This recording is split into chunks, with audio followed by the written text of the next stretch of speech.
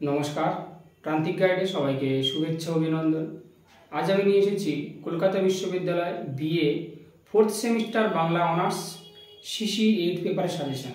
এটা মূলত সাপ্লিমেন্টারি এক্সামের সাজেশন, সিবিসিএস তোমাদের যাদের ক্যাজুয়াল হয়েছিল বা ফেল করেছিল যারা, তাদের জন্য এই সাজেশনটা। সিসি 8 সাপ্লিমেন্টারি সাজেশন যারা 2025 সালে ফাইনাল এক্সাম দেবে তাদের জন্য। এই পেপারে রয়েছে তোমাদের বৈষ্ণব পদাবলী, চণ্ডীমঙ্গল, শাক্ত পদাবলী। আমি একেবারে সাজেশনটা দিয়ে দিচ্ছি, অবশ্যই সংগ্রহ করবে। আর যদি তোমরা এই পেপারে নোটস সংগ্রহ করতে চাও অবশ্যই স্ক্রিনে দেওয়া নাম্বার যোগাযোগ করবে, পেয়ে যাবে। প্রথমে হচ্ছে বৈষ্ণব পদাবলী। বৈষ্ণব পদাবলী থেকে করবে মাথুর কাকে বলে, মাথুরের সংজ্ঞা দাও, মাথুরের তত্ত্বগত তাৎপর্য এবং এই পর্যায়ে অর্থাৎ মাথুর পর্যায়ের শ্রেষ্ঠ পদকর্তার কৃতিত্ব আলোচনা করো। তাহলে মাথুরটা করছো, পূর্বরাগ করবে, পূর্বরাগের সংজ্ঞা, পূর্বরাগের তত্ত্বগত তাৎপর্য, পূর্বরাগের শ্রেণী বিভাগ এবং পূর্বরাগ পর্যায়ে শ্রেষ্ঠ পদকর্তা। পরের প্রশ্ন হচ্ছে অভিসার কাকে বলে, অভিসারের সংজ্ঞা, অভিসারের তত্ত্বগত তাৎপর্য আর অভিসার পর্যায়ে শ্রেষ্ঠ পদকর্তা। মানে মাথুর, পূর্বরাগ, অভিসার এই তিনটে করছো। এখান থেকে মোটামুটি প্রত্যেকটার সংজ্ঞা, তাৎপর্য আর শ্রেষ্ঠ পদকর্তা। ওই পর্যায়ে একাধিক পদ রয়েছে এবং আরও পদকর্তা রয়েছে। অভিসার পর্যায়ে চণ্ডীদাস, গোবিন্দ দাস, বিদ্যাপতি, জ্ঞানদাস একাধিক পদকর্তা রয়েছে, বা মাথুর পর্যায়ের সমস্ত পদকর্তা রয়েছে। কিন্তু শ্রেষ্ঠকে এবং তোমার পাঠ্যগত পদ অবলম্বনে তাৎপর্যটা বা কৃতিত্বটা বিশ্লেষণ করতে হবে। বোঝা গেছে? মাথুর, পূর্বরাগ, অভিসার যেগুলো আমরা লিখব নোটসে পরীক্ষাতে, সেই পর্যায়ের শ্রেষ্ঠ পদকর্তা এবং তোমাদের পাঠ্য, যেমন অভিসার পর্যায়ে তোমাদের দুটো পদ রয়েছে পাঠ্য, মাথুরের একটা পদ রয়েছে, পূর্বরাগের একটা পদ রয়েছে, চণ্ডীদাস শ্রেষ্ঠ পদকর্তা। তাহলে সেই পদকর্তা, সংশ্লিষ্ট পদকর্তার পদ এবং তার কৃতিত্ব আলোচনা করতে হবে। ক্লিয়ার? এমনভাবে নোটস লিখতে হবে। এবং গুরুত্বপূর্ণ হচ্ছে যে শ্রীরূপ গোস্বামীর সংজ্ঞা, উজ্জ্বল নীলমণি গ্রন্থ থেকে শ্রীরূপ গোস্বামীর যে সংজ্ঞা সেটা দিতেই হবে, না হলে কিন্তু মার্কস পাবে না। এখান থেকে অতিরিক্ত করে রাখবে পঞ্চরস, জ্ঞানদাস, রূপানুরাগ পর্যায়ের শ্রেষ্ঠ পদকর্তা জ্ঞানদাসের কৃতিত্ব 5-এর জন্য করে রাখবে, পঞ্চরস, জ্ঞানদাস আর বাৎসল্য রস পর্যায়ে বলরাম দাসের কৃতিত্ব।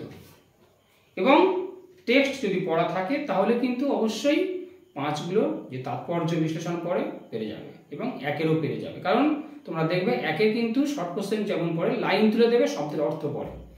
টেক্সট কিন্তু খুব ভালো করে দখলে রাখতে হবে। টেক্সট যদি ভালো দখলে থাকে তাহলে অবশ্যই এই মডিউল কেন এই পুরো পেপারটা শর্ট কোশ্চেন ভালো পারবে। কারণ ওখান থেকে লাইন তুলে প্রশ্ন হবে, শব্দের অর্থ জানতে চাইবে, পদকর্তাকে বা কোন পর্যায়ের পদ, ঠিক এই প্যাটার্নে কোশ্চেন হবে।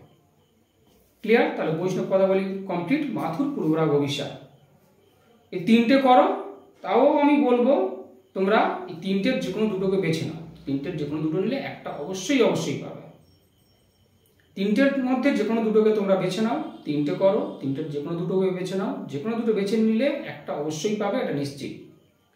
এবার যাবো চণ্ডীমঙ্গল কাব্য। চণ্ডীমঙ্গল কাব্য এখানেও কিন্তু ওই তাৎপর্য পড়বে, লাইন তুলে দেবে। উই চারা খাই আমি নামেতে ভাল্লুক, নিউই চৌধুরী না করি তাল্লুক, উজির হলো রাজা তা বেপারিটা দেখেরা, এইরকম লাইন তুলে কোশ্চেন হবে। বৈষ্ণব পদাবলী, চণ্ডীমঙ্গল, শাক্তপদাবলী সবগুলো থেকে 5-এর এরকম লাইন তুলে প্রশ্ন হবে।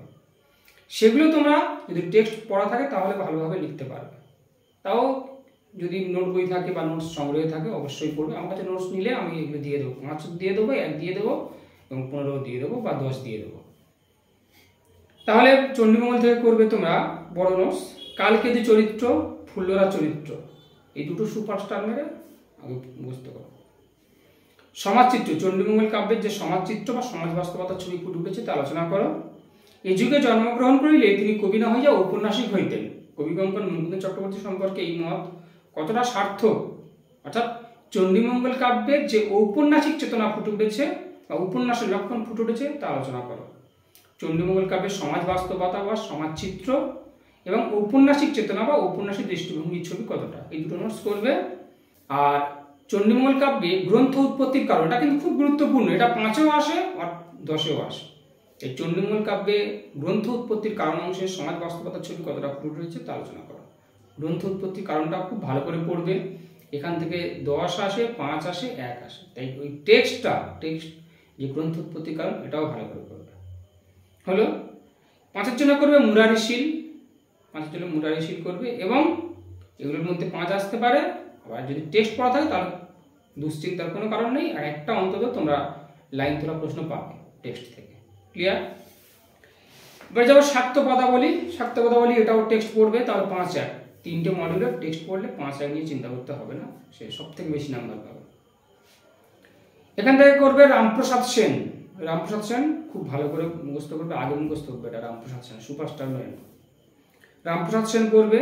আর করবে মাতৃচরণে শরণাগতি ও মায়ের পায়ে অনন্ত নির্ভরতাই ভক্ত কবিদের একমাত্র উদ্দেশ্য। মাতৃচরণে শরণাগতি, মায়ের পায়ে অনন্ত নির্ভরতাই ভক্ত কবির একমাত্র উদ্দেশ্য, এটা করবে। আগমনীয় বিজয়া গানকে কেবল ধর্মীয় গীতি হিসাবে না দেখে মা মেয়ের দৈনন্দিন জীবনের সামাজিক চিত্র ফুটে উঠেছে। এটা সামাজিক ছবি কতটা ধরা পড়েছে তা আলোচনা করো।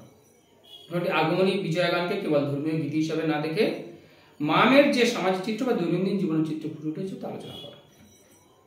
পরের প্রশ্ন, শাক্ত সাধনা ও ভক্তিবাদকে ছাপিয়ে বড় হয়ে উঠেছে মানবিক আবেদন। শাক্ত সাধনা ও ভক্তিবাদকে ছাপিয়ে বড় হয়ে উঠেছে মানবিক আবেদন, আলোচনা করো। ভক্তের আকুতি দুঃখ কষ্ট পীড়িত মানব মনের আকুতি। ভক্তের আকুতি দুঃখ কষ্ট পীড়িত মানব মনের আকুতি। শাক্ত পদাবলীর যে এই সমালোচনামূলক নোটসগুলো প্রায় একই ধরনের, সবই সেই মা মেয়ের দৈনন্দিন চিত্র, ভক্ত কবির দুঃখ দুর্দশা চিত্র, এইগুলো। এই 2-4টে নোটস পড়লে প্রায় একই প্যাটার্নে লিখতে পারবে তোমরা। তবে রামপ্রসাদটা খুব ভালো করে করো, তাতেই আমি মনে করি এসে যাবে। ভক্তের আকুতি দুঃখ কষ্ট পীড়িত মানব মনের আকুতি, আলোচনা করো। শাক্ত কবিরা ছিলেন মাতৃহৃদয়ের সুনিপুণ শিল্পী, বা শাক্ত পদাবলীর সর্বত্র মাধুর্য ঐশ্বর্য ভাবের প্রকাশ ঘটেছে।